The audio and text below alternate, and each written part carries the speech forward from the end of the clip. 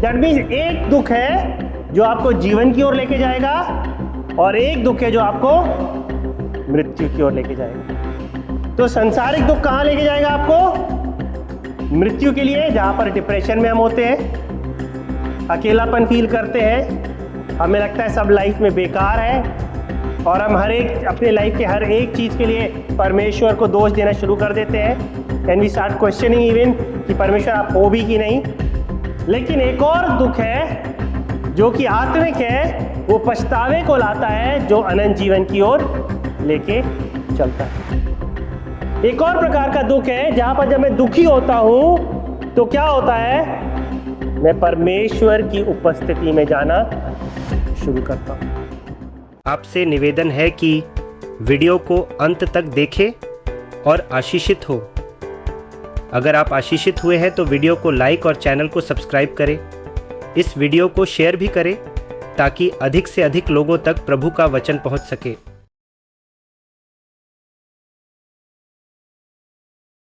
और आज हम कुछ ऐसी चीज़ों को देखेंगे जहाँ पर परमेश्वर हमारे साथ है और शायद हमको लगेगा कि परमेश्वर हमारे साथ नहीं है। ओके, और that is the best time जब परमेश्वर आपके जीवन में कुछ काम करने वाला है। कितने लोग चाहते हैं कि लाइफ बहुत एंटरटेनिंग हो, मज़ेदार हो, जॉयफुल हो, सब अच्छा हो, कोई प्रॉब्लम नहीं, कोई टेंशन नहीं, एन्जॉइंग लाइफ, हर चीज़ की भरपूरी, हर चीज़ की बहुतायत, है ना? सब चाहते हैं। Very good. आजकल यही प्रीचिंग चल भी रही है। यूट्यूब पे आप चले जाइए, हर प्रीचर यही बोल रहा है, परमेश्वर आपको तरक्की देगा, बढ़ाएगा। नो डाउट, उसमें बिल्कुल कोई भी बात में गलत नहीं है। लेकिन यदि ना हो तो फिर क्या करेंगे? फिर आप कहोगे परमेश्वर तो कुछ गड़बड़ है, परमेश्वर तो अपने बातों को पूरी नहीं कर रहा है। या ये कहें कि परमेश्वर के वचन को हमने पूरी तरीके से समझा ही नहीं। कुछ लोग ऐसे थे बाइबल में जिनको परमेश्वर ने सुपर विक्ट्रीज दी, लाइक जोशुआ, और कुछ लोग अय्यूब जैसे थे जो गिड़गिड़ाते रहे, लेकिन वे अपनी सफरिंग से एक टाइम आया जब वो भी डिलीवर हुआ, लेकिन ड्यूरिंग दैट टाइम वो डिलीवर नहीं हुआ। पर जब समय आया, परमेश्वर ने उसको डबल करके उसको रिटर्न किया।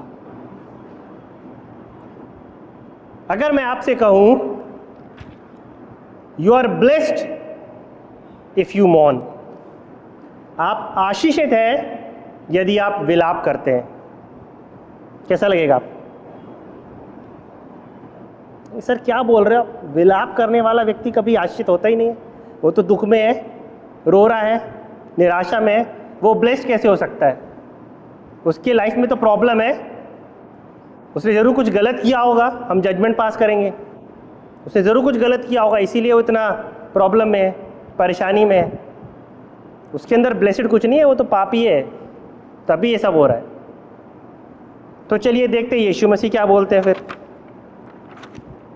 मत्ती 5:4, मैथ्यू 5:4। धन्य हैं वे जो शोक करते हैं क्योंकि वे शांति पाएंगे। ओके, क्या लिखा है?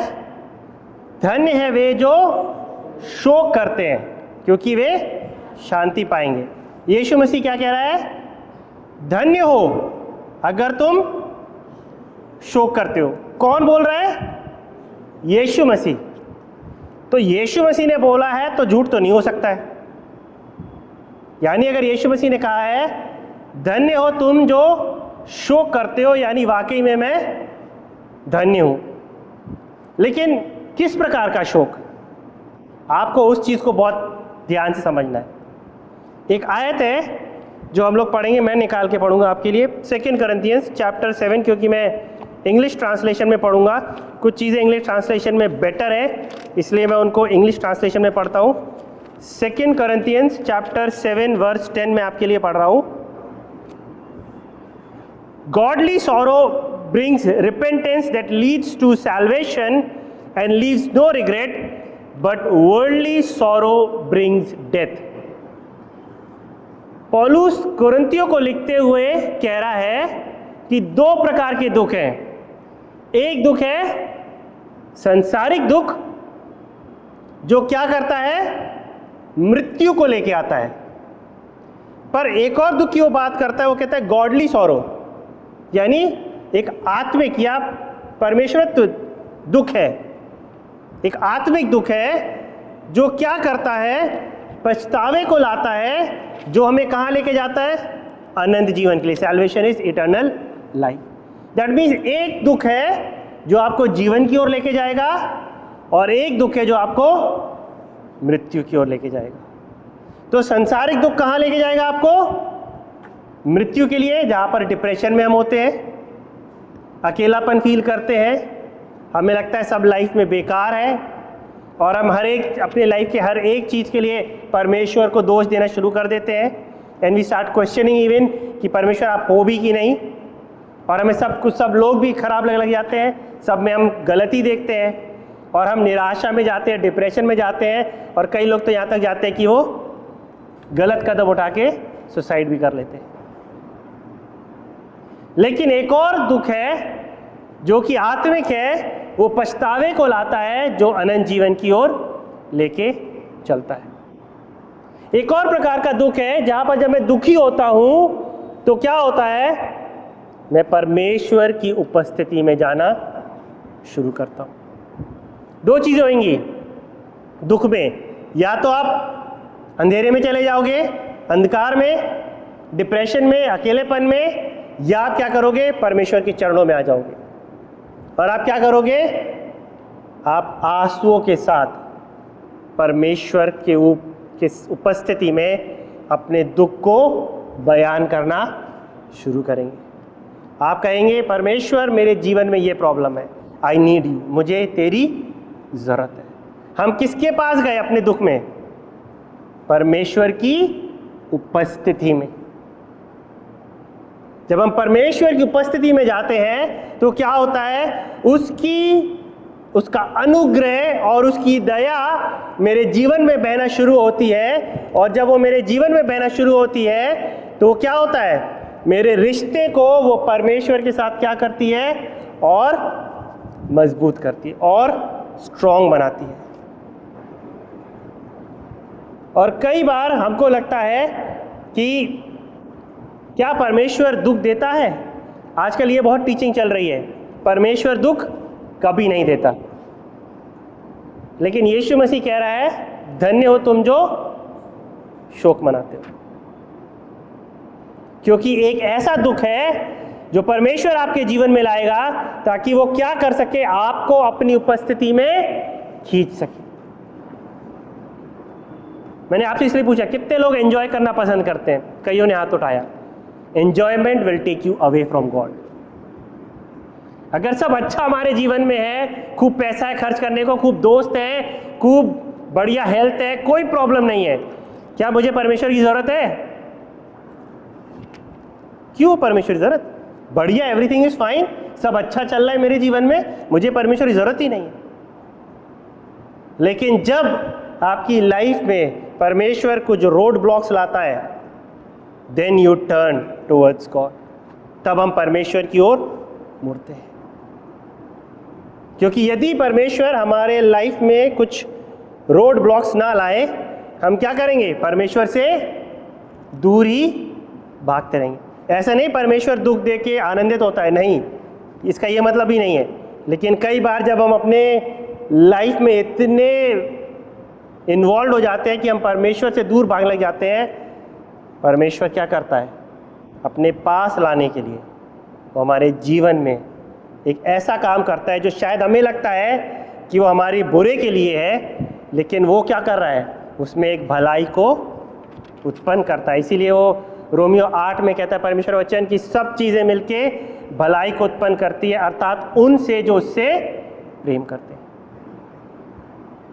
God is doing something beautiful in your life. और जब आप परमेश्वर की उपस्थिति में आते हो, आप रोना शुरू करते हो, आप क्या करते हो?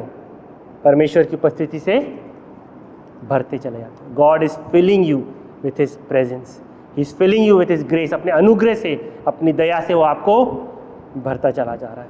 और क्या होगा? हम प्रार्थना में और अधिक बैठना शुरू करेंगे।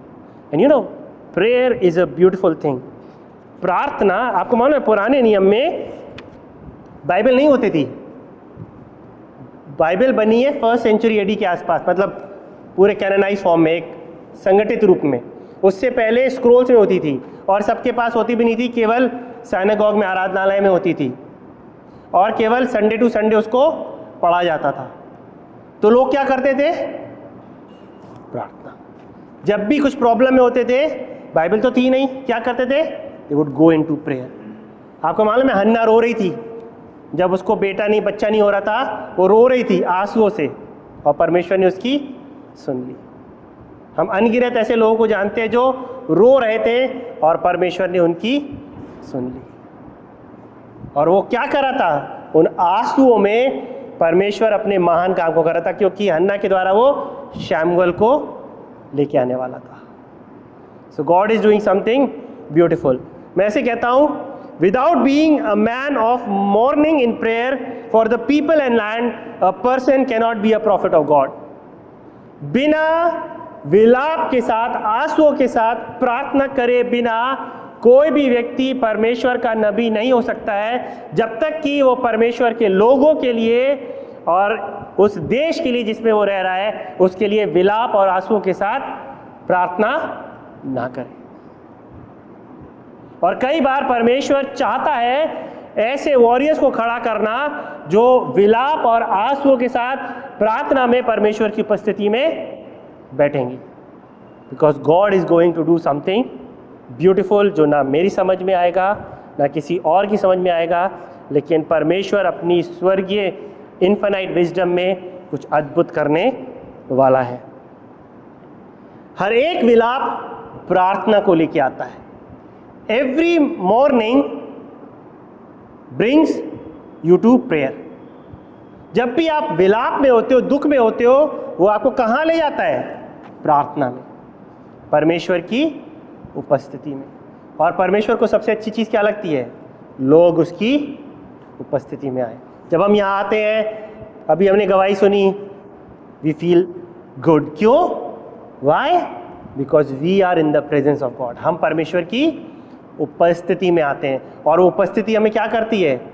एक नए बल से भरती है और साहसी बनाती है कि हम और अधिक अपने जीवन में आगे बढ़ सके। मैं चाहूँगा एक जन पढ़े इक्लेसियस चैप्टर 7 वर्स 2 and 4। सबोपदेशक 7:2, it is better to go into the house of mourning than to go into house of feasting. क्या लिखा हैगा? किसके घर में जाना उत्तम है? विलाप करने वाले घर में जाना उत्तम है, उस घर में जाने से उत्तम जहां पर क्या हो रहा है? फीस्टिंग, यानी सेलिब्रेशन। संसार का सबसे बुद्धिमान व्यक्ति सुलेमान क्या कह रहा है? क्या बेटर है? विलाप के घर में जाना उत्तम है एक ऐसे घर में जाने से जहां पर क्या हो रहा हो? आनंद हो रहा हो, खुशी हो रही हो, सेलिब्रेशन हो रहा हो। क्यों? उसी का आंसर वो 4th आयत में कहता है, the heart of the wise is in the house of morning. बुद्धिमान का हृदय कहां पर है? विलाप में। और आगे वो क्या कहता है? But the heart of fool is in the house of pleasure. मूर्ख का मन किस में है? आनंद में, खुशी में। लेकिन बुद्धिमान का मन कहां है? Where is his heart focused? विलाप में। क्यों? The realities of life makes you wiser. जब जिंदगी की आप रियलिटीज को, सत्यता को जानते हो कि जिंदगी एक स्मूथ राइड नहीं है कि जहां पर आप चलते चले जाओगे सब अच्छा ही होता चला जाएगा। जब आप असलियत को जिंदगी की जानोगे, वो क्या करेगी? आपको बुद्धिमान बनाएगी। It will make you wiser and it will make you stronger. वो क्या बनाएगा आपको? बुद्धिमान बनाएगा और आपको मजबूत बनाएगा। एक मैंने स्लोगन कहीं पर देखा और मैंने उसको पढ़ा, मुझे बहुत अच्छा लगा। वो स्लोगन इस प्रकार से है, bad times create strong man, strong man create good times, good times create weak man and weak man create bad times. तो ये पूरा चक्कर है एक, समझ रहे आप? बुरी परिस्थिति एक मजबूत इंसान को उत्पन्न करती है। एक मजबूत इंसान अच्छी परिस्थितियों को पैदा करता है। अच्छी परिस्थितियां एक कमज़ोर इंसान को उत्पन्न करती हैं और एक कमज़ोर इंसान बुरी परिस्थितियों को लेकर आता है और ये चक्कर चलता रहता है। आप क्या हो?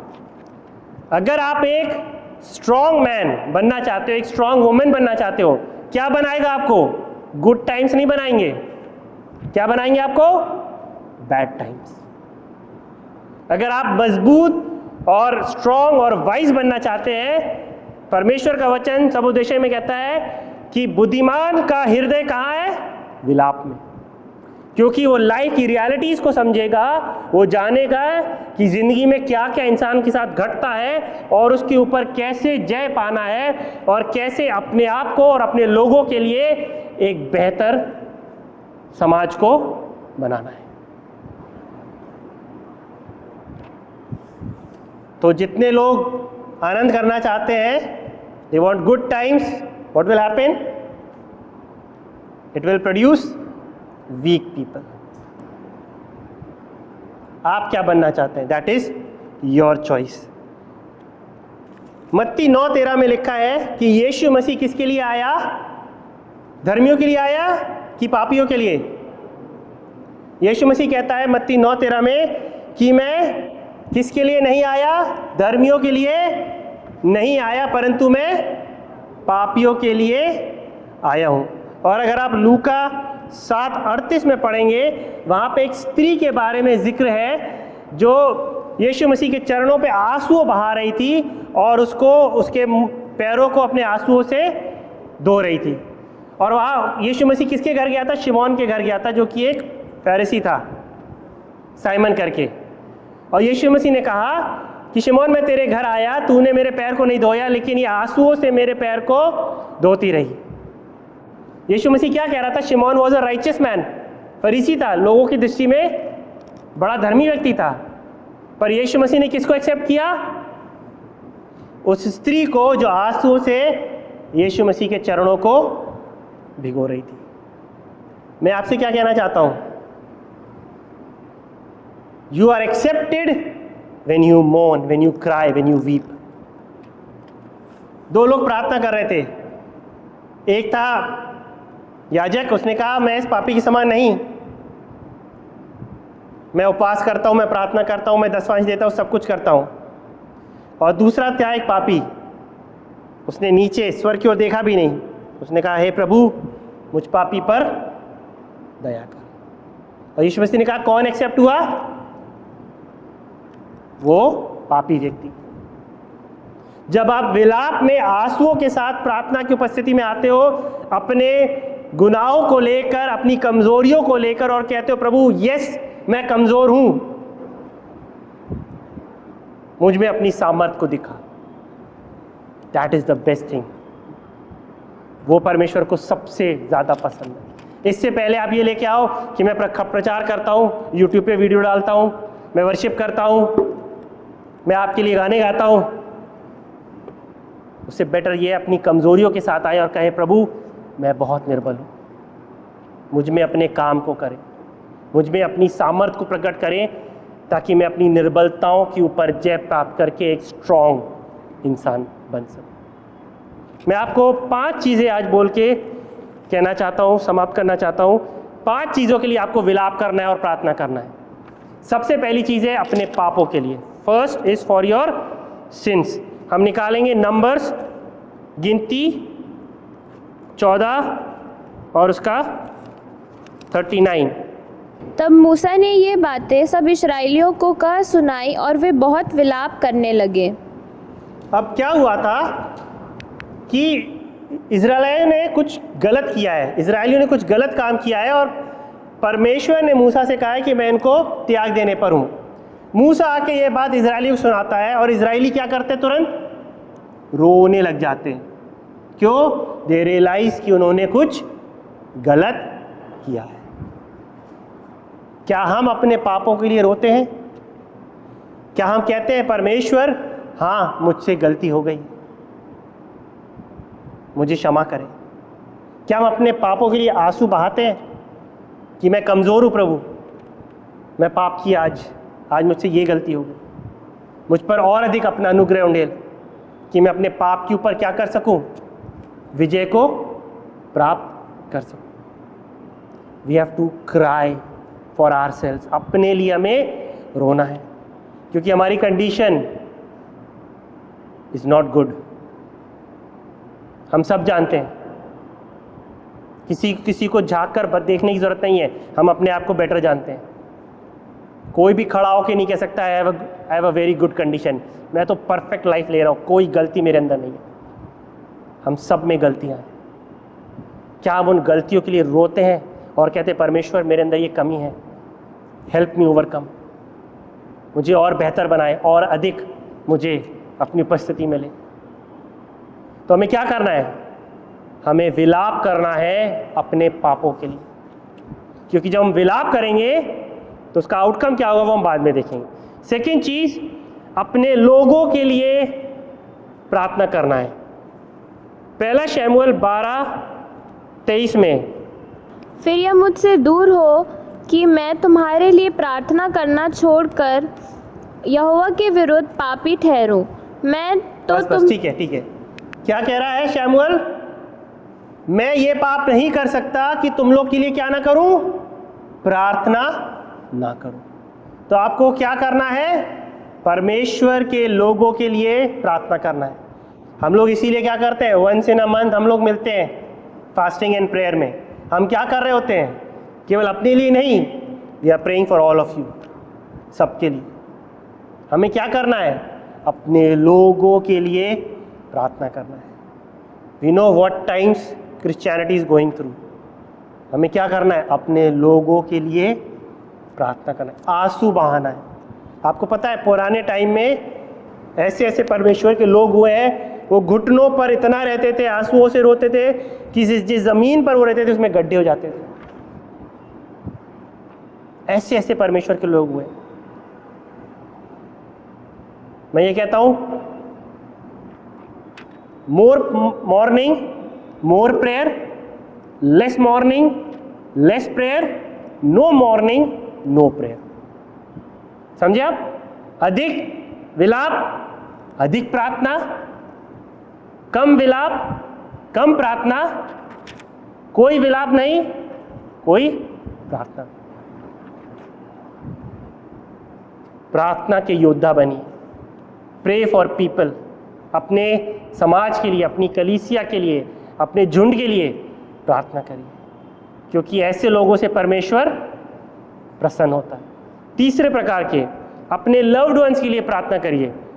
कुलुसियों 1:9, इसलिए जिस दिन से यह सुना है, हम भी तुम्हारे लिए यह प्रार्थना करने और विनती करने से नहीं चूकते कि तुम सारे आत्मिक ज्ञान और समझ सहित परमेश्वर की इच्छा की पहचान में परिपूर्ण हो जाओ। अब पौलुस कुरिन्थियों को लिखते हुए, कोलोसियों को लिखते हुए कहता है कि जब से तुम्हारी कंडीशन के बारे में पता चला है, I have not stopped praying, कि तुम क्या कर सको, परमेश्वर के ज्ञान और समझ को परिपूर्णता से हासिल कर सको।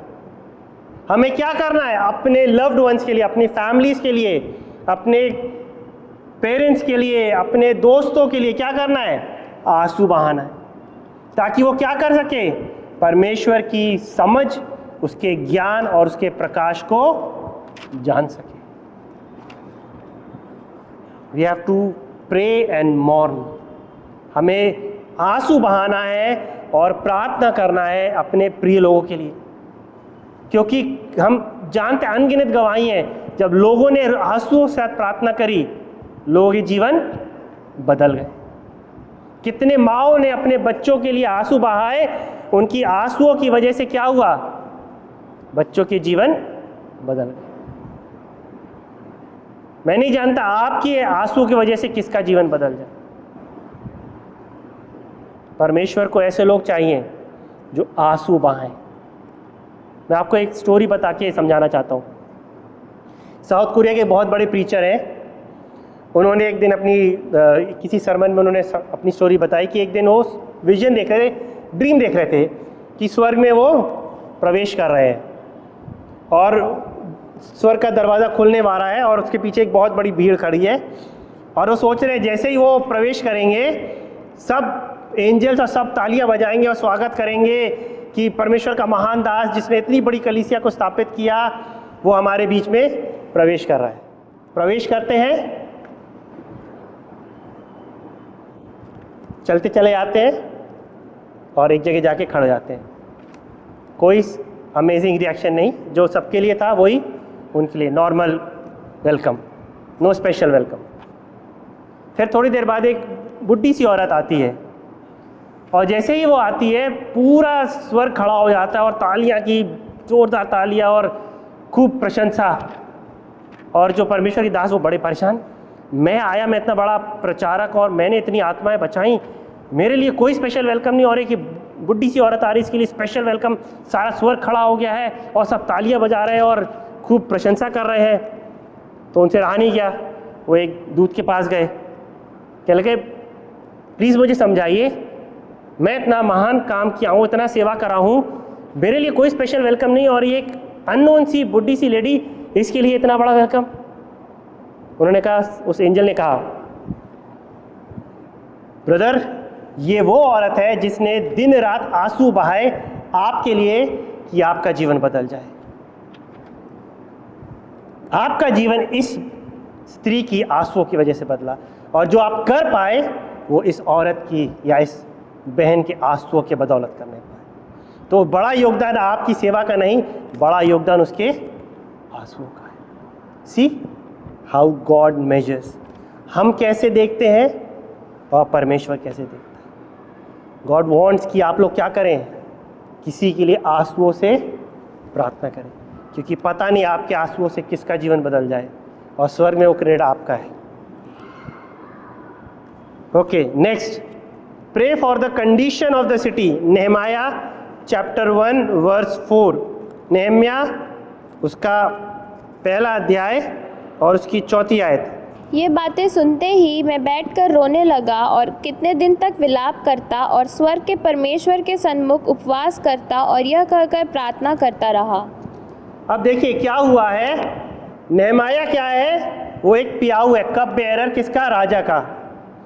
अब यरूशलेम से कुछ लोग आते हैं और नेहमाया को बताते हैं कि यरूशलेम की जो शाहपना है, मीन्स बाउंड्री वॉल टूटी पड़ी है, लोगों की दुर्दशा है और जो आसपास के लोग हैं वो क्या कर रहे हैं, हंसी ठट्टा कर रहे हैं या निंदा कर रहे हैं, मजाक उड़ा रहे हैं परमेश्वर के लोगों का।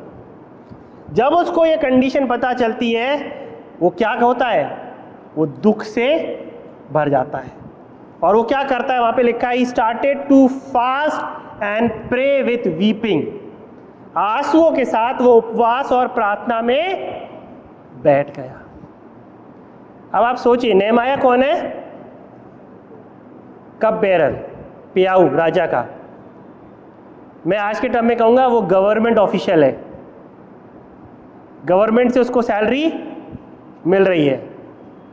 उसको क्या प्रॉब्लम, मेरी लाइफ बढ़िया, मुझे सैलरी बराबर मिल रही है, मैं दूसरों के लिए क्यों रहूँ, उसकी कंडीशन हो जाने। पर नेहमाया ऐसा व्यक्ति नहीं। जब उसको पता चलता है कि उसके लोगों और उसके शहर जहाँ पे वो पैदा हुआ है वो दुर्दशा में है, वो आंसुओं में चला जाता है और वो क्या करने लग जाता है, उपवास और प्रार्थना करने लग जाता है। और वो क्या कहता है राजा से, राजा गिव मी परमिशन, मैं जाऊंगा और अपने देश की कंडीशन को ठीक करूंगा। Do we have that burden? क्या हमारे अंदर वो बोझ है?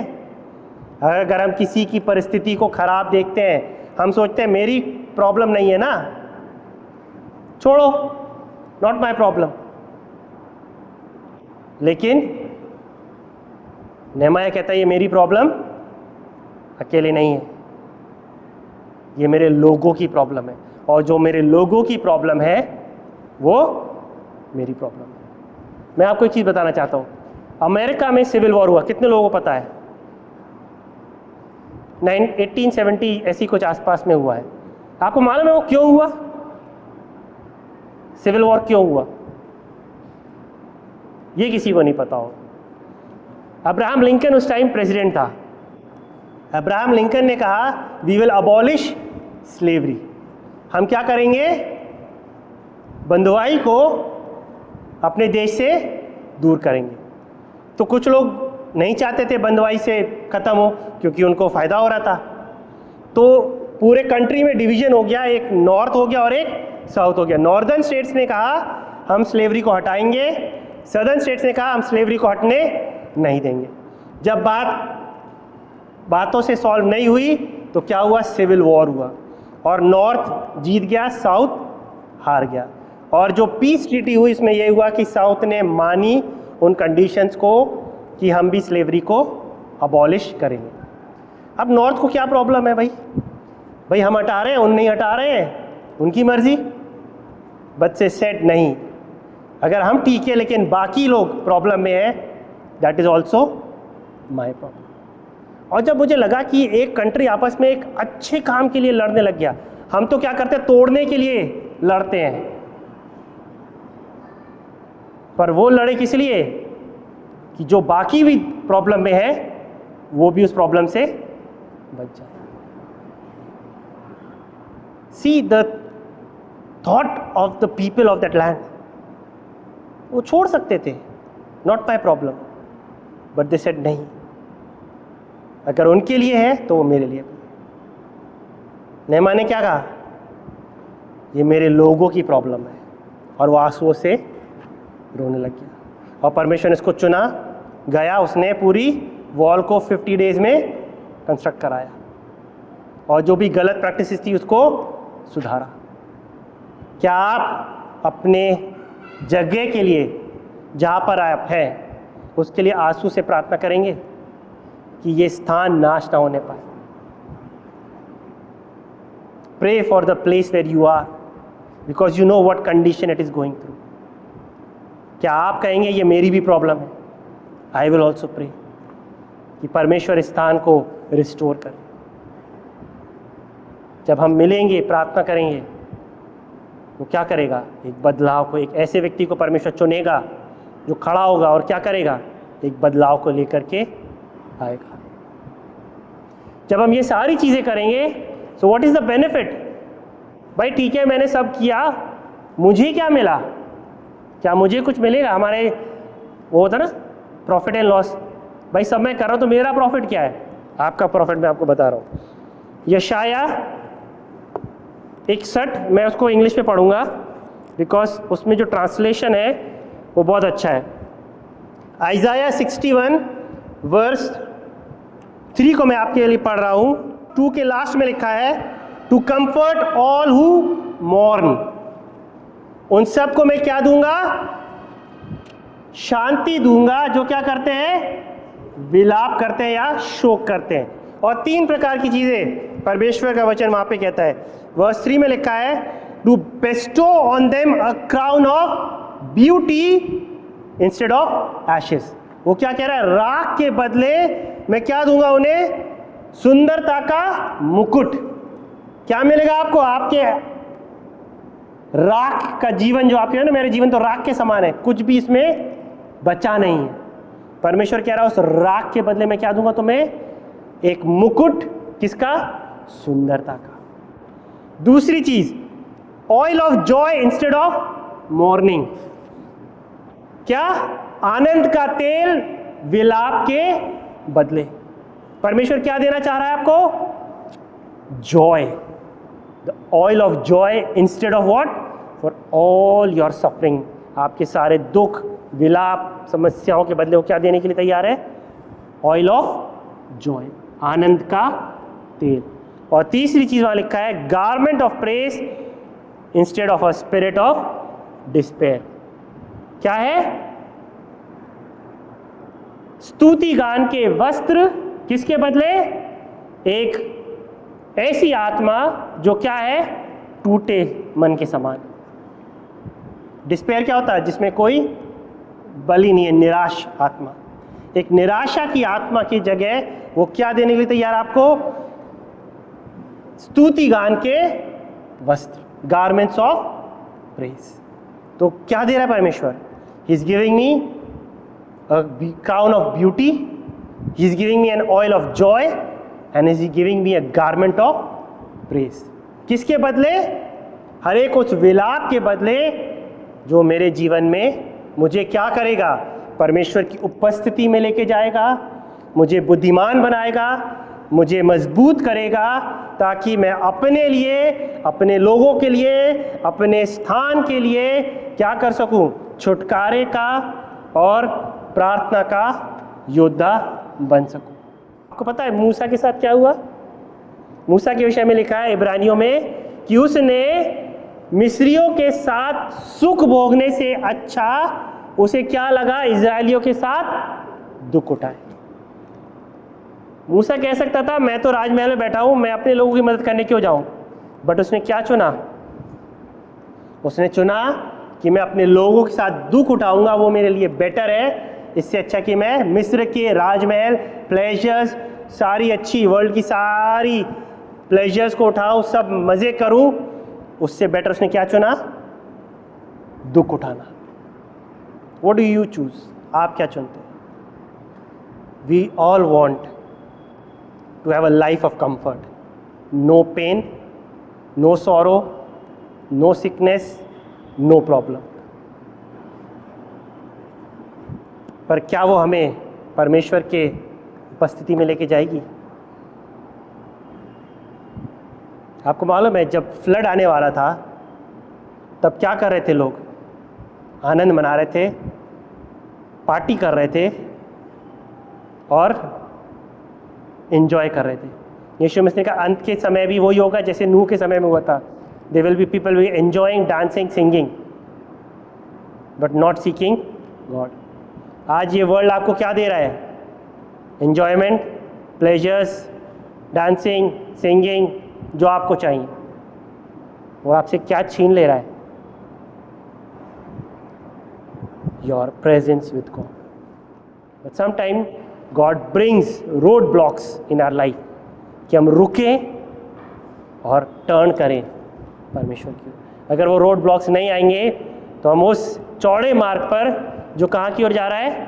विनाश की ओर जा रहा है, वहाँ पर वो हम उस विनाश के मार्ग में अपने आप को लेकर चले जाएंगे। सो परमेश्वर इस वचन के द्वारा आपको आशीषित करे।